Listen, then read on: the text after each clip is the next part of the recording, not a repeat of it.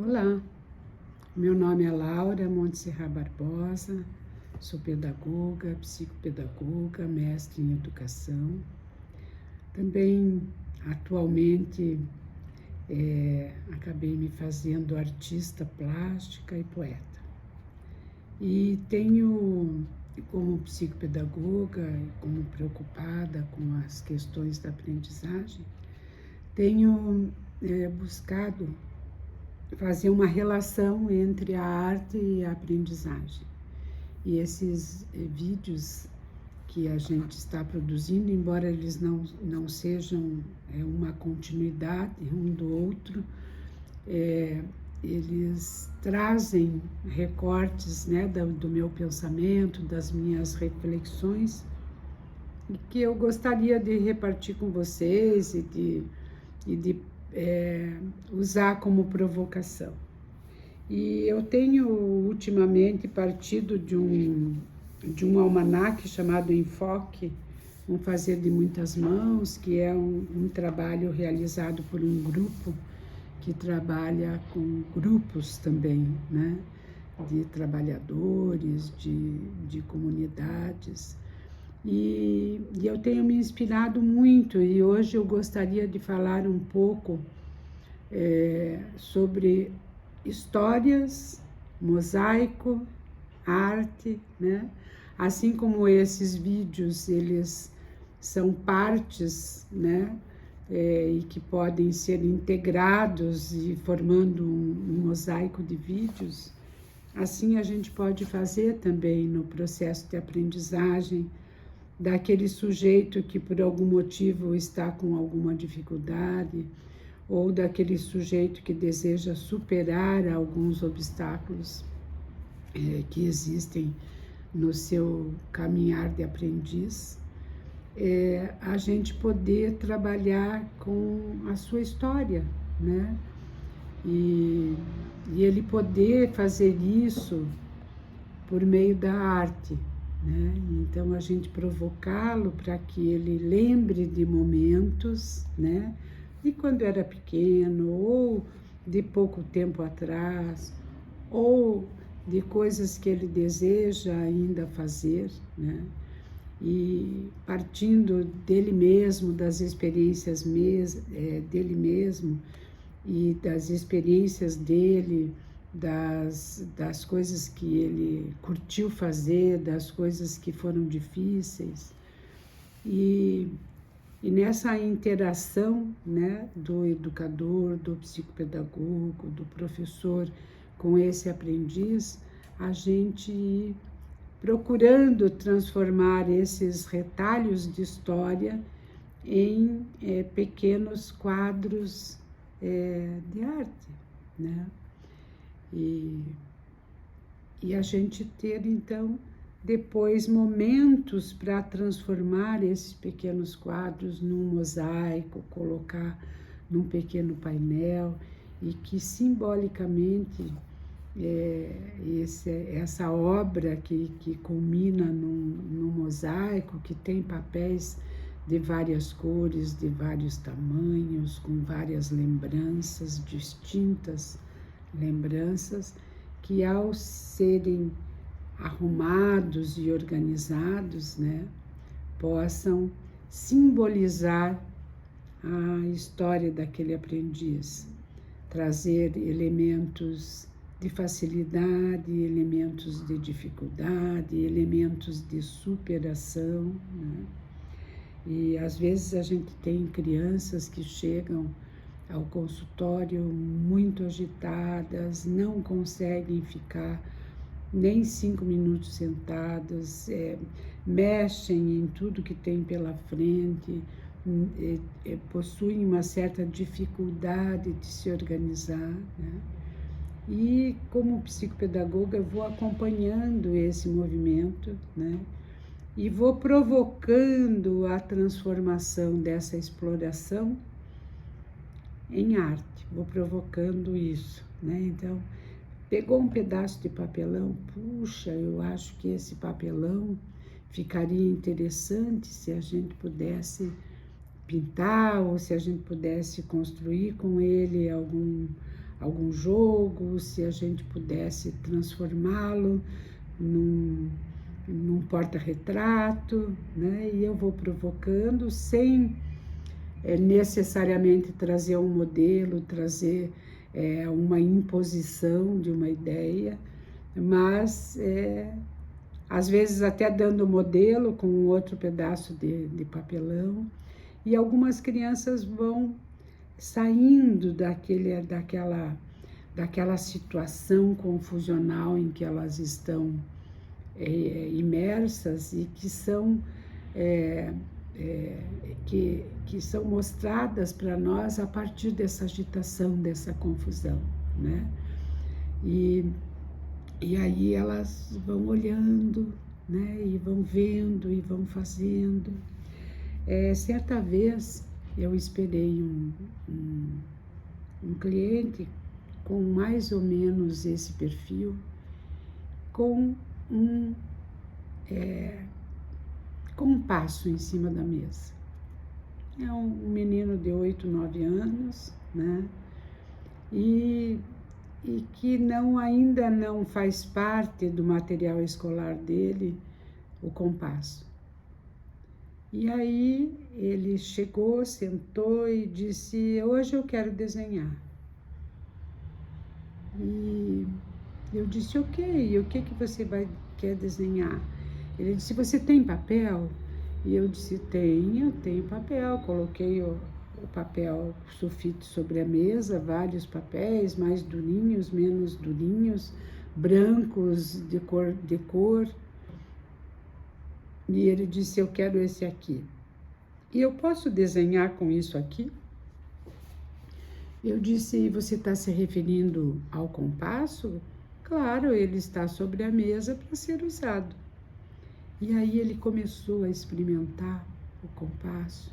E o primeiro exercício que ele fez com aquele compasso saiu redondinho, bem direitinho. E ele disse: nossa, eu consegui, só que ele fez com as duas mãos, né? Nossa, eu consegui.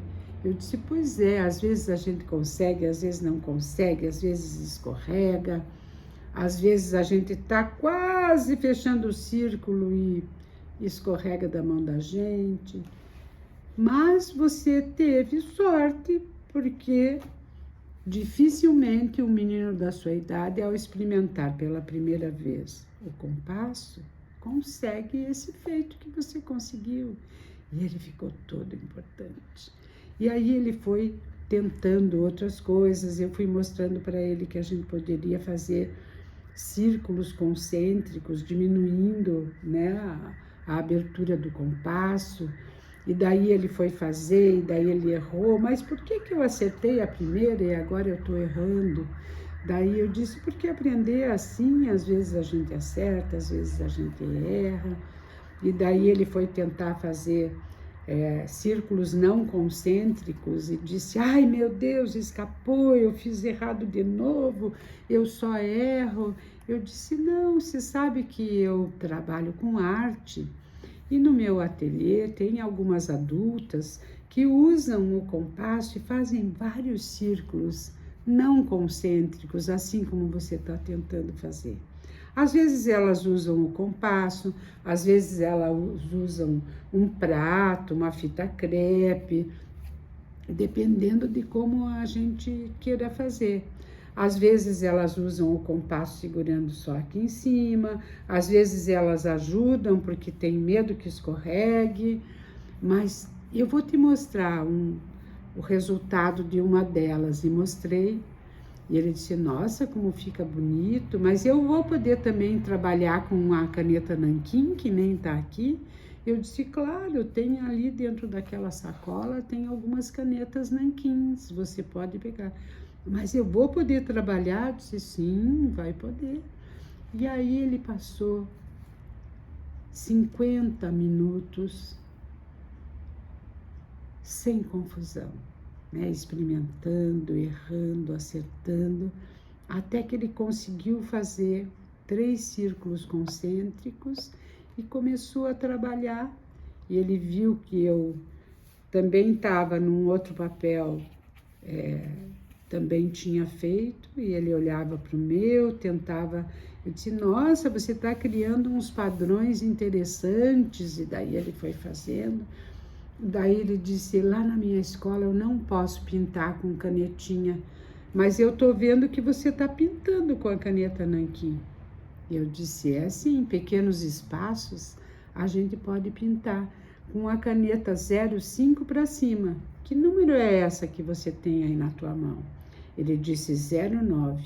Eu disse, então, essa você pode pintar, mas na minha escola não pode. Eu disse, pois é, mas no meu ateliê isso é possível, e aqui também no consultório também.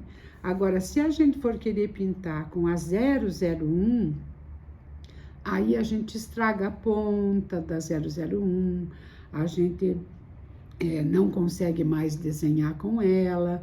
Então, por isso que hoje a gente está com canetas mais grossas aqui, e a gente pode desenhar com elas e também pintar. E daí foi saindo, e saiu um centro muito bonito de trabalho, desentengue, né, com os padrões que ele criou, com as cores que ele escolheu, com as canetas que ele tinha à disposição. E aí ele disse, sabe, eu acho que eu quero fazer um projeto desse desenho aqui. Nós podemos continuar esse desenho na próxima, e eu posso fazer outros de tamanhos diferentes? Eu disse, olha, está nascendo um projeto mesmo. Vamos lá, então na próxima a gente termina esse, e daí a gente vê se a gente vai fazer com papéis de vários tamanhos, se vai fazer pequenininho, grande. E a ideia é, com tudo que ele conseguir organizar, a gente depois colocar tudo sobre a mesa, né? E lembrar desses momentos de organização, momentos, então tinha um papel que tinha caído no chão, e eu disse, e esse você vai querer guardar? Ele disse, não, porque eu errei muito. Depois ele disse, não, sabe o quê? Eu vou guardar porque a gente conseguiu arrumar aquele ali com a canetinha, eu acho que esse aqui também eu vou conseguir, né? Então, se disponibilizando a trabalhar sobre o erro, e tudo isso depois, se a gente colocar, né, ao terminar o projeto em formato de mosaico, ele pode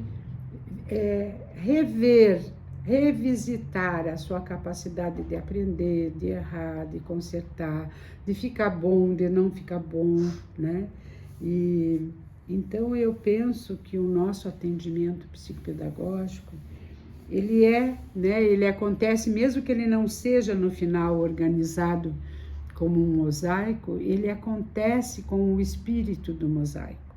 Então eu quero ler, para a gente fechar a nossa live de hoje, um pouquinho sobre o que aqui nesse almanaque eles escrevem sobre o mosaico realizado em grupo, mas também serve para o atendimento individual. Imagens e cores desenhadas a partir dos fragmentos da história que juntos expressam os sentimentos do grupo. O mosaico oportuniza externar situações, compreensões, experiências e estado de espírito, a partir de cores, imagens e ilustrações. Construir um mosaico significa sentir o cheiro e o gosto da liberdade, viajar no universo da imaginação, fazer retalho, juntar pedaços, misturar cores para expressar em sintonia a beleza do feito e externalizar a diversidade e a riqueza do nosso universo interior. O mosaico permite várias possibilidades, assim como também nos deixa livre para utilizarmos materiais diversos para a sua construção. Reúna os seus trabalhos, discuta, dialogue, construa também um mosaico. É divertido. Aprendemos brincando a fazer coisa séria, proporcionando assim a construção do conhecimento. romper os limites do espaço, quebrar as amarras do tempo, superar os muros escuros do medo. É gostoso caminhar assim, pela causa de uma claridão, né? De sair daquela confusão, de buscar uma clareza. Esse almanaque foi organizado por Alexandre Ribeiro Botelho Merren, Célia Isai Watanabe e Raimunda de Oliveira Silva. E traz, assim, reflexões importantes realizadas em grupos, né? E eu tenho me apoiado para poder traduzir um pouquinho da importância da gente fazer essa articulação entre arte, aprendizagem, voltando-se para histórias dos outros, mas também para a história do próprio aprendiz. Tenham um bom dia e até o próximo vídeo. Espero que vocês tenham gostado. Se gostaram, curtam, divulguem para os seus amigos e até uma próxima oportunidade.